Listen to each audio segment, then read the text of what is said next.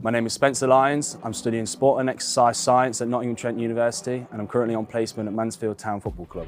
The placement that I'm doing here at Mansfield Town is half sports science, half data analysis, so delivering strength and conditioning classes, delivering and creating speed and agility programs, getting game footage, clipping players, gaining the coach's trust to be able to deliver these sessions to a group of 20 or 25 players. The placement came around with the help of the Employability team and my personal tutor. They recommended me and sent me an email for this role, which I replied to as soon as I possibly could, and that's where I am today. I've gained a lot of skills here while I'm on placement. One massive skill that I've learned is the practicability, so transferring what I've learned from university with the same equipment here at Mansfield Town. So going through the theory at university to doing it practically here, working with real footballers, has been fantastic.